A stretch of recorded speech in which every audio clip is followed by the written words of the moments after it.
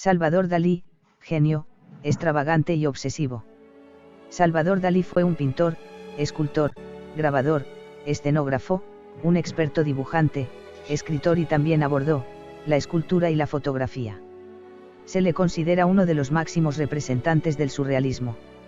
Como artista extremadamente imaginativo, manifestó una notable tendencia al narcisismo y la megalomanía, cuyo objetivo era atraer la atención pública. En la calle Monturiol, en Figueras, Gerona, comarca catalana del Ampurdán, concretamente en el número 20, nació Salvador Domingo Felipe Jacinto Dalí y Domenech a las 8:45 del 11 de mayo de 1904. Su padre fue Salvador Dalí y Cusí, un abogado de clase media y notario, de carácter estricto, suavizado por su mujer Felipa Domenech y Ferrés, quien alentaba los intereses artísticos del joven Salvador. Dalí tuvo un hermano nacido en el año 1901, también llamado Salvador Galo Anselmo, que falleció unos 9 meses antes de su nacimiento, lo que marcó mucho al artista posteriormente, quien llegó a tener una crisis de personalidad, al creer que él era la copia de su hermano muerto y también una hermana, Anna María, 4 años más joven que él. Con 5 años, sus padres lo llevaron a la tumba de su hermano y le dijeron que él era su reencarnación, una idea que él llegó a creer. En su infancia, Dalí trabó amistad con futuros jugadores del Barcelona, como Emilio Sagiliñán o Josep Samitier. En época de vacaciones, en el floreciente Cadaqués, el trío pasaba mucho tiempo jugando al fútbol. Precisamente en Cadaqués, 1916, durante una visita familiar, descubrió la pintura contemporánea y conoció a la familia de Ramón Pichot, un artista local que viajaba regularmente a París, la capital del arte del momento. Siguiendo los consejos de Pichot, su padre lo envió a clases de pintura con el maestro Juan Núñez. Al año siguiente, su padre organizó una exposición de sus dibujos al carboncillo en la casa familiar y con 14 años, en 1919, Dalí participó en una exposición colectiva de artistas locales en el Teatro Municipal de Figueras y en otra en Barcelona, auspiciada por la universidad, en la que recibió el premio rector de la universidad. En este mismo año, cuando cursaba sexto de bachillerato en el Instituto Ramón Muntaner, editaron entre varios amigos la revista mensual Studium. Cuando Dalí tenía 16 años, febrero de 1921, su madre murió a consecuencia de un cáncer de útero. Tras su muerte, el padre de Dalí contrajo matrimonio con la hermana de su esposa fallecida, un hecho que Dalí nunca aprobó. En 1922 comenzó sus estudios en la Real Academia de Bellas Artes de San Fernando, alojándose en la residencia de estudiantes y enseguida atrajo la atención dado que lucía una larga melena con patillas, gabardina, medias y polainas al estilo de los artistas victorianos. Sin embargo, fueron sus pinturas, en las que Dalí tanteaba el cubismo. En el Madrid de aquella época no había pintores cubistas, las que llamaron la atención de sus compañeros de residencia y academia, entre los que se incluían futuras figuras del arte español, como Maruja Mayo, Luis Buñuel y Federico García Lorca, con el que trabó una apasionada relación, pero Dalí terminó rechazando los amorosos reclamos del poeta. En 1924 Salvador Dalí ilustró un libro por primera vez. Era una publicación del poema en catalán Les Bruixes de Llers, de uno de sus amigos de la residencia, el poeta Carles Fages de Climent. Poco antes de sus exámenes finales, 1926, Dalí fue expulsado de la academia por afirmar que no había nadie en esta en condiciones de examinarlo. La maestría de sus recursos pictóricos se refleja en su impecablemente realista cesta de pan, pintada en 1926. Ese mismo año, visitó París por primera vez, donde conoció a Pablo Picasso, a quien el joven Dalí admiraría profundamente. Picasso ya había recibido algunos comentarios elogiosos sobre Dalí de parte de Joan Miró. Con el paso del tiempo y el desarrollo de un estilo propio, Dalí se convirtió a su vez en una referencia y en un factor influyente en la pintura de estos.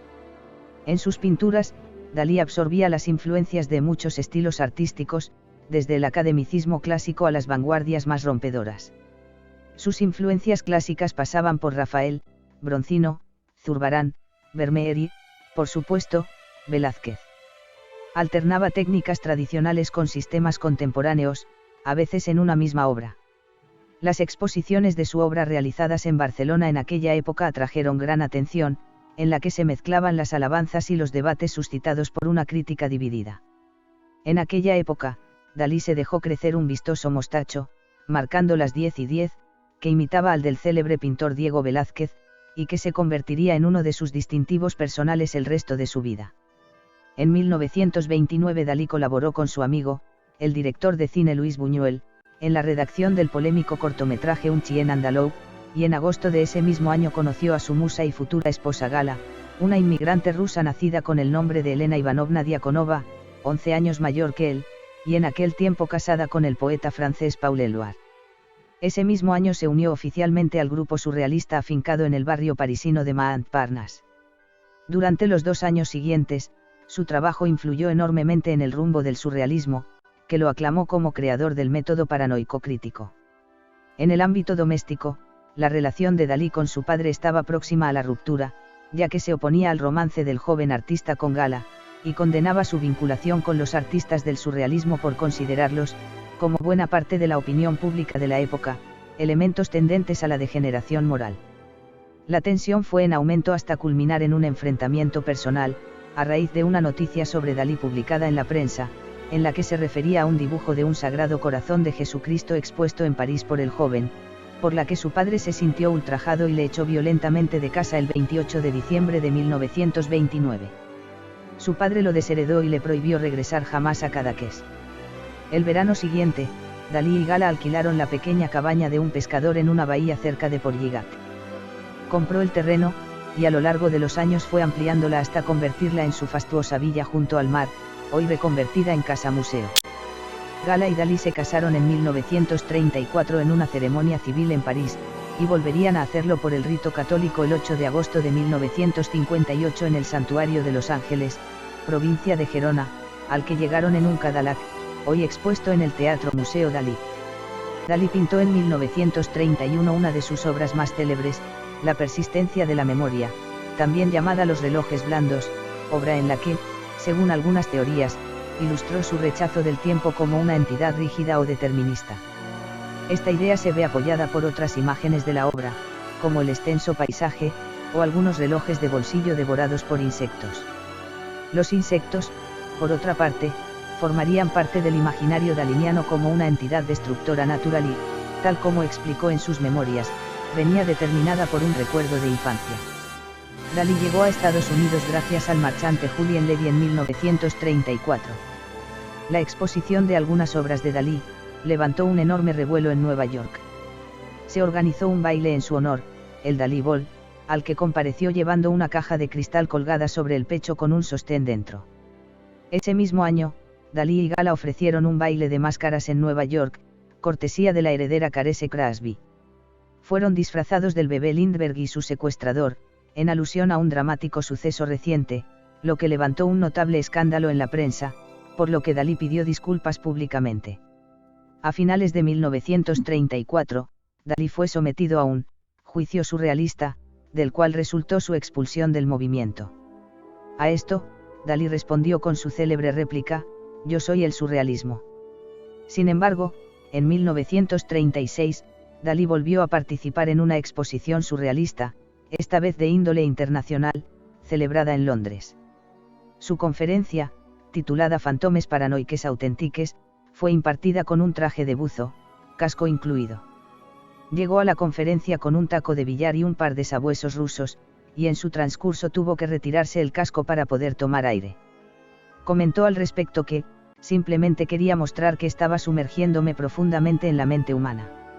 En aquel entonces, el mecenas de Dalí era el muy adinerado Edward James, que había colaborado generosamente al ascenso del artista comprándole numerosas obras y prestándole dinero durante 2 años.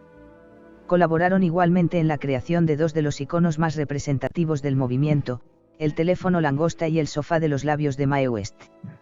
En 1940, con la Segunda Guerra Mundial arrasando Europa, Dalí y Gala huyeron a los Estados Unidos, donde vivieron durante 8 años.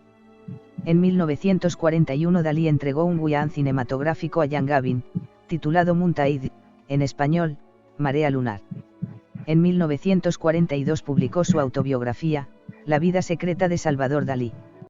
También escribió una novela, titulada Hidden Faces y publicada en 1944, sobre un salón de moda para automóviles. De ahí surgió una caricatura de Edwin Cox, del The Miami Herald, que presentaba a Dalí luciendo un automóvil como vestido de fiesta. Aceptó la decoración de un escaparate de los almacenes Bonvit-Tellerle en la Quinta Avenida de Nueva York. Hizo una polémica composición dedicada al día y a la noche, pero se realizaron modificaciones sin permiso del autor, y Dalí en protesta acabó lanzando la bañera contra el vidrio del escaparate. Fue detenido y debió pagar los desperfectos. El juzgado le absolvió, pues argumentó que defendía su obra. Se entendió esta protesta como una defensa de los derechos de autor. En esos años, Dalí diseñó ilustraciones para ediciones traducidas al inglés de clásicos como El Quijote, la autobiografía de Benvenuto Uccellini y los ensayos de Michel de Montaigne. También aportó decorados para la película Spellbound de Alfred Hitchcock, conocida como Recuerda en España, y Cuéntame tu vida en Argentina, y emprendió con Walt Disney la realización de una película de dibujos animados, Destino, que quedó inconclusa y que se montó en 2003, mucho después del fallecimiento de ambos. Fue una de las épocas más fructíferas de su vida, pero también su imagen pública fue sumando todo tipo de rumores sobre sus extravagancias y obsesiones. Desde 1948 Dalí vivió en Cataluña. El hecho de que eligiese España para vivir en tiempos de la dictadura hizo que algunos de sus antiguos colegas, así como sectores progresistas, le hicieran blanco de nuevas críticas. En 1959 Bretan organizó una exposición antológica titulada Jaami Tusari al-Islam, que recuperaba piezas de Dalí, de Joan Miró, de Enrique Tábara y Eugenio Granell. Al año siguiente, sin embargo, Bretan se opuso enérgicamente a la inclusión de la Madonna Sistina de Dalí en la Exposición Internacional Surrealista de Nueva York. Al final de su carrera, Dalí no se limitó a la pintura, desarrollando nuevos procesos y medios experimentales. Ya durante sus últimos años, artistas como Andy Warhol proclamaron al catalán como una de las influencias más notables del pop art. En la década de 1950 llegó a componer retratos individuales a partir de cuernos de rinoceronte. Según el artista, el cuerno de rinoceronte significaba la geometría divina, puesto que crece en una progresión espiral logarítmica. Otros de los intereses de Dalí eran el ADN y el hipercubo, un cubo de 4 dimensiones, que llegó a plasmar desplegado en su crucifixión, Corpus Hypercubus. La posguerra abrió para Dalí una nueva etapa artística, caracterizada por el virtuosismo técnico y el recurso a ilusiones ópticas. Bajo la clasificación de misticismo nuclear, se incluyen también la Guerre de Perpignan, 1965, y el torero alucinógeno, 1968 a 1970. En 1960, Dalí empezó a trabajar en un teatro y museo personal, levantados en el edificio del antiguo Teatro Municipal, construcción del siglo XIX destruido al final de la Guerra Civil. Fue el mayor de sus proyectos individuales, y a él dedicaría buena parte de sus energías hasta 1974. En su madurez, el artista también se implicó con otras actividades, extraartísticas, que daban una medida de su enorme popularidad como personaje público.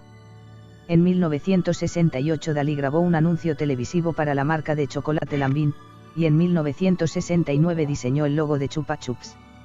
Ese mismo año trabajó como responsable creativo de la campaña publicitaria del Festival de Eurovisión, y creó una gran escultura metálica que se instaló en el escenario del Teatro Real de Madrid. En 1971 Dalí inauguró la Sala Gaudí Barcelona, la primera y más grande galería de arte de España, junto con otras personalidades como Gabriel García Márquez. En 1980 con su mujer, Gala, que ya manifestaba síntomas de senilidad, la salud de Dalí se deterioró seriamente y se dañó seriamente su sistema nervioso, con la consecuencia de incapacitarle prácticamente para la creación artística. Con 76 años, el estado de Dalí era lamentable, y su mano sufría constantes temblores que evidenciaban el progreso de la enfermedad de Parkinson. En 1982 el rey Juan Carlos I concedió a Dalí el título de Marqués de Dalí de Púbol, que el artista agradeció con un dibujo, titulado Cabeza de Europa, que a la postre resultó ser su último dibujo, y que le entregó tras la visita real a su lecho de muerte. Gala murió el 10 de junio de 1982. Tras su muerte, Dalí perdió su entusiasmo por vivir. Se mudó de Figueras al castillo de Púbol, que había comprado para Gala, y donde ella había fallecido. En 1984 un incendio de causas desconocidas se declaró en su dormitorio. De nuevo se sospechó de un intento de suicidio, aunque quizás se debiese a negligencia del personal doméstico. De todos modos, Dalí fue rescatado y regresó a su domicilio en Figueras, donde un grupo de artistas, mecenas y colegas artistas se encargaron de su bienestar hasta sus últimos años. Se ha denunciado que Dalí fue obligado por algunos de sus cuidadores a firmar lienzos en blanco que serían vendidos tras su muerte como originales. Estos rumores hicieron que el mercado del arte se mostrase escéptico con las obras atribuidas a Dalí durante su última época. En noviembre de 1988 Dalí fue ingresado en un hospital a raíz de un serio fallo cardíaco, y el 5 de diciembre de 1988 fue visitado por el rey Juan Carlos I, quien le confesó que siempre había sido un fiel admirador de su obra.